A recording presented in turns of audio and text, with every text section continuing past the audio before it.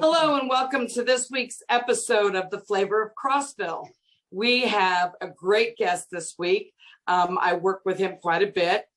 His name is James Alderman of Alderman Inspections. And as you know, he's a home inspector. And I have a lot of people that ask a lot of questions about home inspection and, what does it do? Is it a pass or fail? So I thought that I would invite you to tell us about it. Tell us. So most people think it's pass or fail. We all know that's not it, but you want to elaborate on that? Sure. It's not pass or fail. My job is to work with clients to let them know the condition of the home when we do the home inspection, what they can expect, make sure there's no unhidden things, that they don't see. We go into the nasty places of the home, the crawl space, the attics, the places that nobody else wants to go to find problems, or hopefully no problems. But if we do find problems, at least to let them know what they are. Right. So we can be the bad guy, but we're also the good guy. So yeah, I years ago when I got started, there was another inspector that a lot of people, and I think it was before you were here, they used to say, "Oh, I hate him, he kills deals." And I said, "No, the house committed suicide." But right. It's true. So, right. It's all about the condition of the home. I'm originally from Ohio. Okay. I was born in Dayton, but I've been here since I was about 7 years old. Okay. So if I tell you I've been here for 47 or 48 years, you're going to know exactly how old. Exactly. Right. So if you can add, but yeah. Yeah, I love the county. I've been here a long time. I've watched it grow up, especially the Fairfield community, which, my dad ran a road grader. I used to fish in the lakes out there before there were any houses here.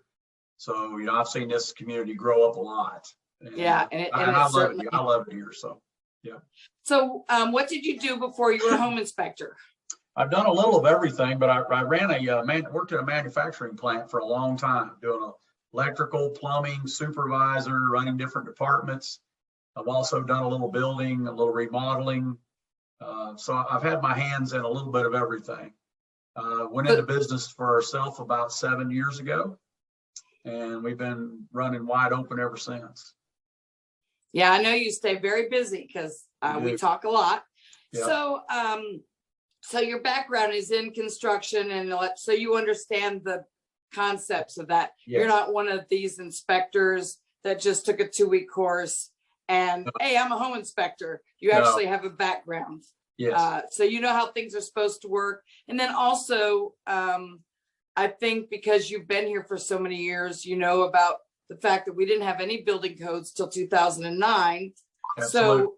So there's a lot of things that are not code today, but that was basically accepted as building construction here. So because there's a lot of things you see in almost every report, like graspable handrails or plumbing vents not vented through the roof or those kind of things. Yeah. So a lot of people also freak out by the number of pages on a report. So, and I know that most of these programs are canned, and basically you're just filling in the information and the photos. Yep. So of course, obviously the more information you have to fill in, the bigger the report. So barring any major things, how many pages would you say is an average, decent, clean home, like not problematic home? How many pages would you expect to see in a report?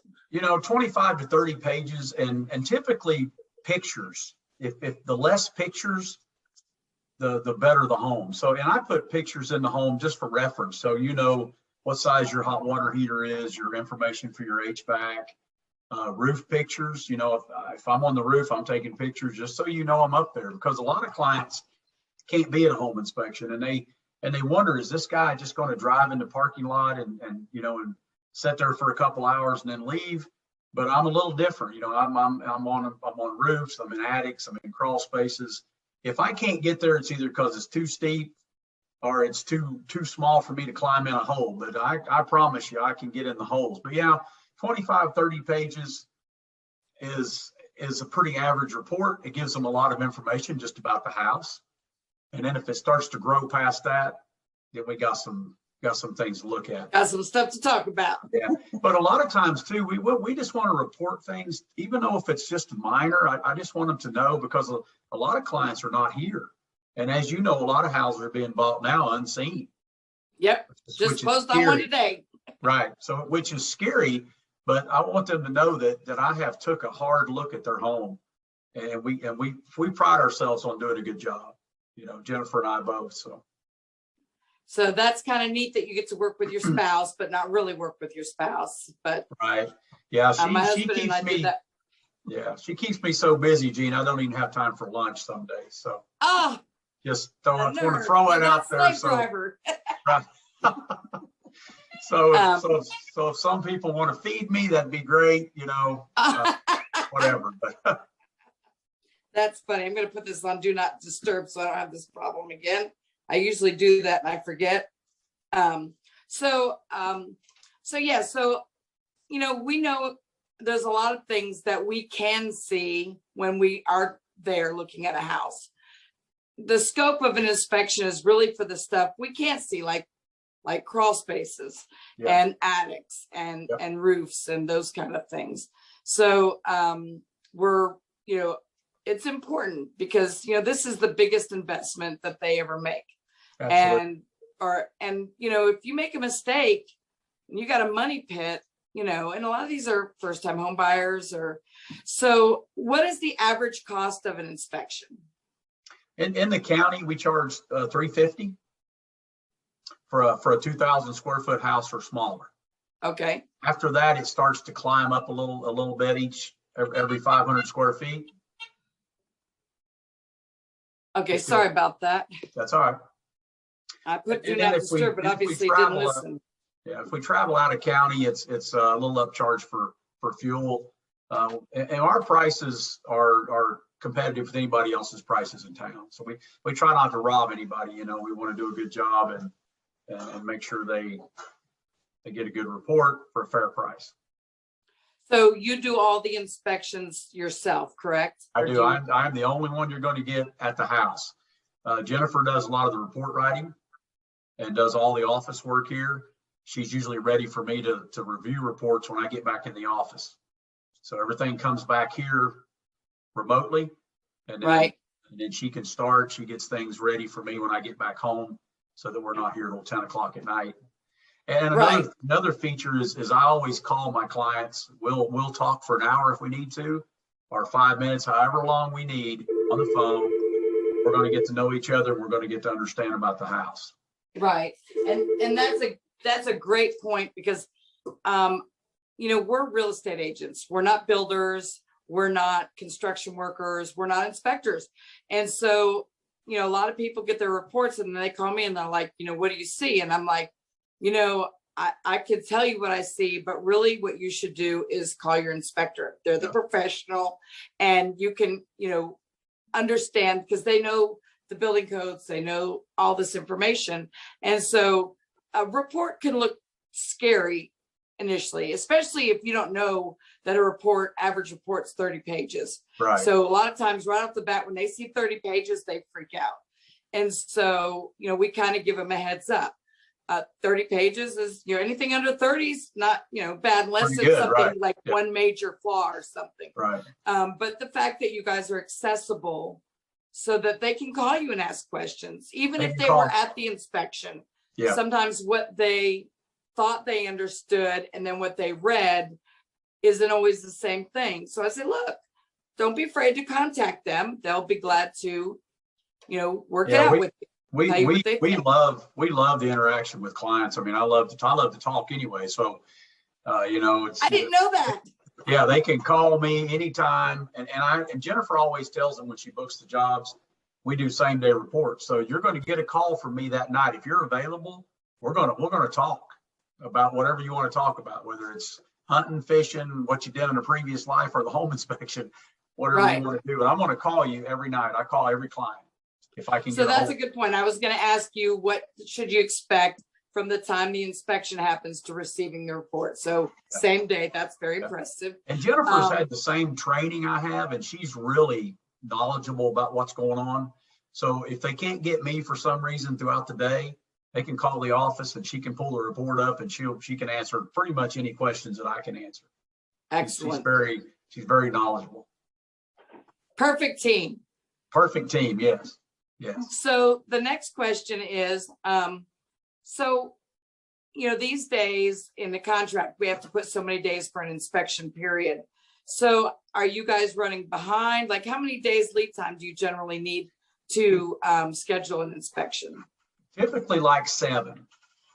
About 7 days out is where we try to stay. I try to, and if I get any further than that out, I will work Saturdays and Sundays to do whatever I need to do to keep things pulled in, because I know you guys want to keep things rolling and try to work within 7 to 10 days or 14 days. So if we can have at least 7 days, we should be in good shape.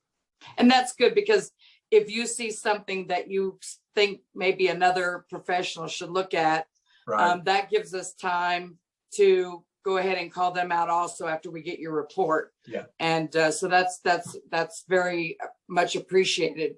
And sometimes we need to extension, we can't help it, but that helps us get it done quicker. Yeah. So what else does your report generally tell somebody? I know, but I'm gonna let you tell. Well, you know, it not only tells the condition of the home, it tells a little bit of everything about the home. It tells the roof pitch, it tells what kind of insulation it's got in the attic, whether it's good. It still tells you what kind, it tells you what the R value is, it tells you what kind of appliances you got, whether you got a gas stove or electric stove, it tells where the electrical panel is located. It tells a little bit about everything about the home. You know, a lot of stuff is required by the state that we have to put in the reports. Right. It's gonna But you put in a lot of yeah. stuff that's not necessarily required by the state. So I noticed you put stuff on there like, this is something that needs regular maintenance. Yes. Yeah. This looks like it hasn't been maintained, but it's still okay. Right. But you might want to pay attention. Yeah. You know, Just so like I've the seen a deck. lot of things. Yeah, just like the deck in general, you know, if it's still in good shape, but it doesn't look like it's been stained or preserved or anything like that, we'll put that in the report just to let them know that they may want to try to get that done over the next year or 2 or 6 months to keep everything in good order. Because if you don't keep maintenance up on a house, and I always tell people it's kind of like your car. If you just live in it and you just come and go and you don't ever change the tires or windshield wiper blades or anything like that, you're going to be in bad shape. It's going to run down on you pretty quick. And another thing too, Gina, just so everybody knows, that we're not so much code inspectors as home inspectors, because the codes flip every 7 years. And in between those 7 years, they change things they don't tell us about. So we have to a hard look at that as more like almost like safety. So we know what a railing height is supposed to be. We know if it's supposed to be too wide for graspable, even though sometimes code says otherwise. I look at that like my mother is going to live in this house, and I love my mama. so I look at it that way, you know, that an elderly lady climbing steps might not, you know, be able to grab this, and it's supposed to be a certain width, and if it's too wide, then, you know, we report that. But we try to be safety and health inspectors also. It's much more than just code inspectors. And I know how a house is supposed to be built, but at the same time, houses prior to 2008 didn't have any codes in this county. Right. So, you know, they were still, a lot of them were still built okay. Some of them not so much, as you know. Yeah. Yeah. So, Because we've been in the roofing business, and right. if I had a dime for every house that was built prior to that didn't have felt, you know, right. roof liner, and that's so something cheap. like Like, who is gonna skimp on that? But they did, because they could. Right. So yeah. you're right. So but you're right. Most of the builders here did have integrity, and they did build the homes good. Right. Yep. There's a few, but you know, that's the way it is. So you work mostly Crossville.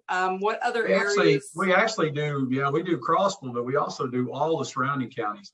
Jamestown, Monterey, Cookeville, Oneida, Knoxville. I was up in Sevierville the other day. So I'm branching way Wow. out. Yeah. I don't like to travel more than about an hour and a half, but if I've got a good referring agent, I don't care at all. So, Right. So so like, yeah. and you guys are branching out also with the housing market, I've noticed. So we kind of go wherever we need to go. So. Yeah, and that's the key. We take care of our clients. So that's the way it goes. So how does someone find you if they want to hire a home inspector? Well, they can, we're on Facebook. We're also on our website, so they can Google us. It's kind of a work in progress, but we're adding photos and testimonials and everything else to our website. Yeah, aldermanhomeinspections.com. And, they can find us there, and then they can call Miss Jennifer, and she will walk them through the process. And we have dot loop signing, so everything's easily signed through contracts and things like that. For out-of-state clients, it's a very simple process. And once they make the phone call, she takes care of everything else. She calls the listing, she calls the agents, she gets everything lined up. Yes, she does. She does great. So what is Great, Miss Jennifer's phone number so they can call her? Well, my number is 931-261-4891. Her number is 931-787-8259. Okay, fantastic. So is there anything else that you would like to share? Do you have any event? I know that you joined us for Boo Bash. It was great. It was great fun coming out. We had like over 200 kids there, and that was awesome. I appreciate you being part of the event. And so is there anything else you're working on or doing or would like to share with the rest of us? I think Jennifer's got something she wants to add. Come on, Jennifer, scoot over here. Jennifer works from home, so hi guys. Hey, Jennifer, how you doing? Just to reiterate, you were asking about what our home inspection includes and routine maintenance things versus codes versus, all of the other things. Just to interject on his behalf, he won't brag on himself, but that's where his communication skills really come into play. Not to mention our report itself kind of categorizes everything for you as major defects versus minor defects versus this is a safety issue you really need to look at. But, he also goes the extra mile to say, hey, if you're a young couple, it's just the two of you, those safety rails may not be an issue to you. If, it's an elderly couple or a couple with really young children, 4-inch gaps in the guardrails are the go-to standard. So he's able to kind of explain during that phone conversation what might be an issue and why versus what might not be an issue or what's routine maintenance. So right. And then of course loans a lot of times dictate guardrail situations. Yeah. So absolutely. So even if they're a young couple and they don't want the guardrail, if they're getting an FHA and it's over 36 inches, they're getting a guardrail. FHA is a whole different beast. Yes.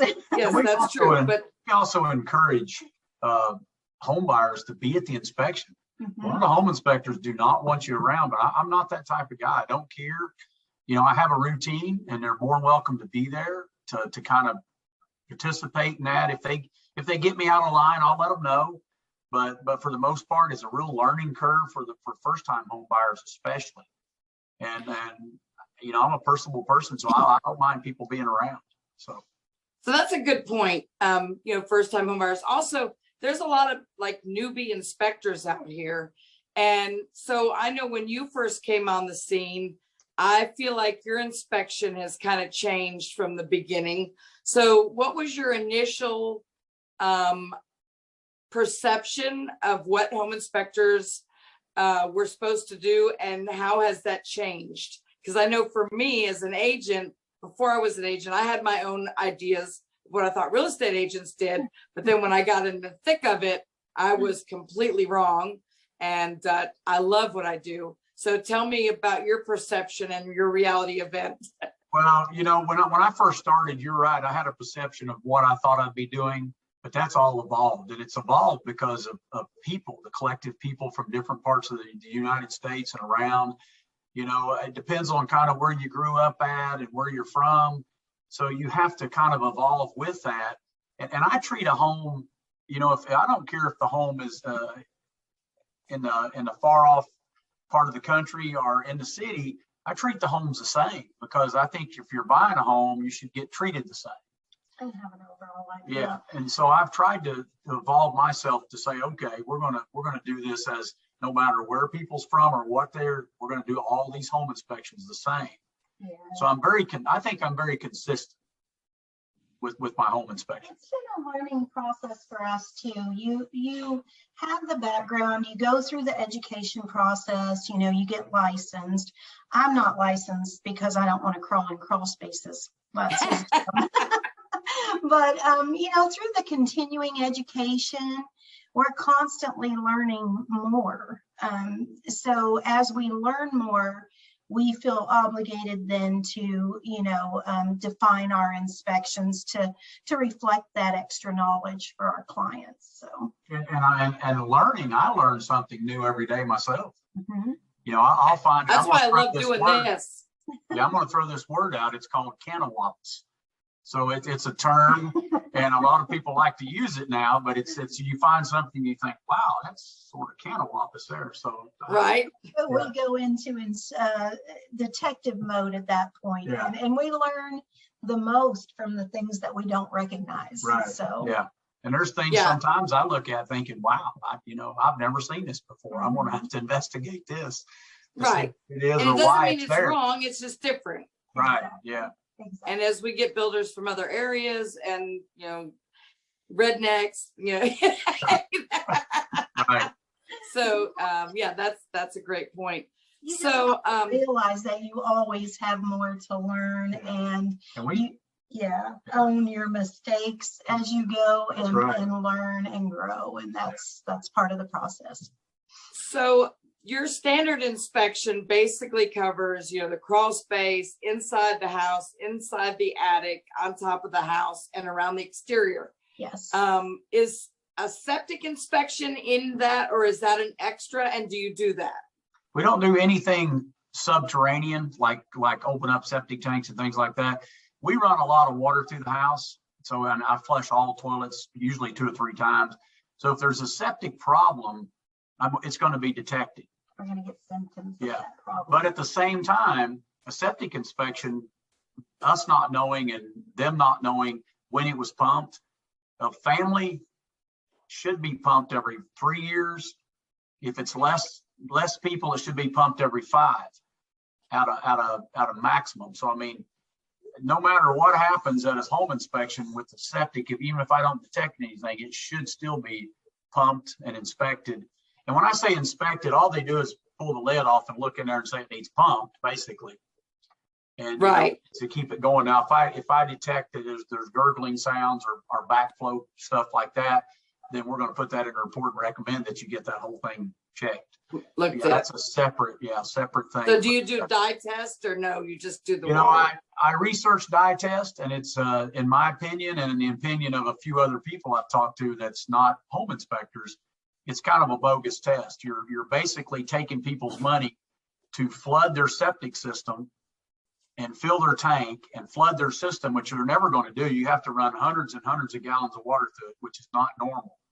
Right. So it's really not good for your system to do that. Now, a lot of guys do it, but I feel like it's something that I'm not going to take your money for and tell you that you have a problem or not, because I just soon you go ahead and have your tank pumped and be done with it. Right. That makes sense. So also let's talk about radon, because a lot of people come from other areas and they're like, oh, we need a radon test, but there is a national radon map and Cumberland County is green. And so but some people still want the test, and occasionally we're surprised. Yeah, So they do still do want you it do sometimes. radon test? We don't at this time, but we're thinking about adding it, even though we are a green county. We're thinking about adding it because people do ask, and I've only been asked a few times. And you know, the expense of the actual machine, you have to leave it in the house for 2 or 3 days, especially if it's occupied. It's got to be in an area that they're not going to open and close doors on. So you got to put it in a closet or a basement or somewhere.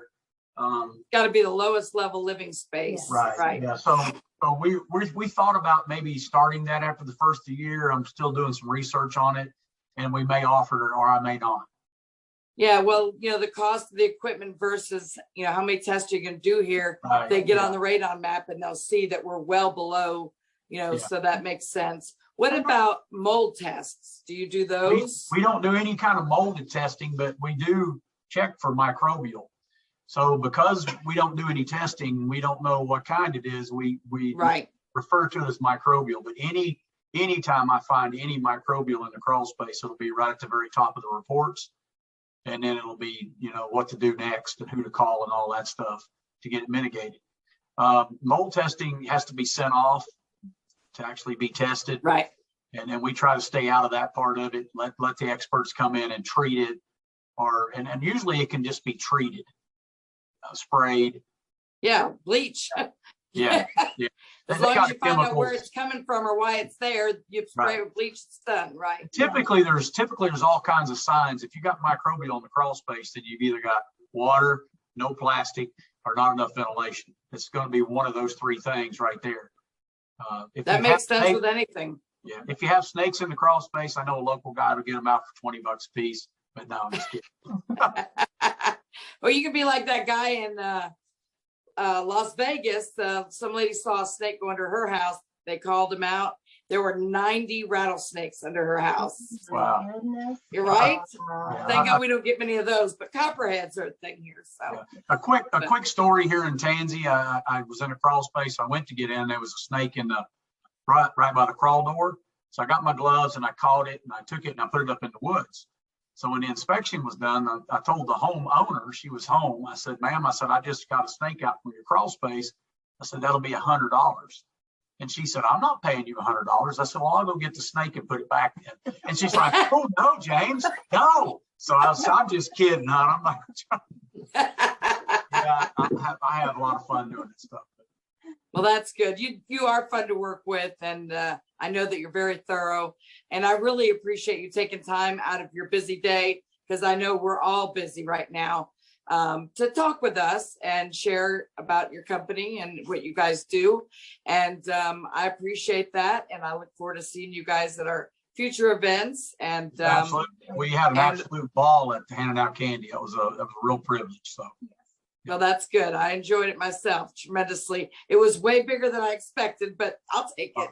right, So- yeah. Absolutely. Yeah. Okay, well, you guys have a fantastic day. Enjoy this gorgeous weather. I know you got inspections to do, and this is the good weather to do it in. And so you guys can find them at aldermanhomeinspections.com, or you can call them directly and find them on Facebook, like them, share them, and call them when you need a home inspector.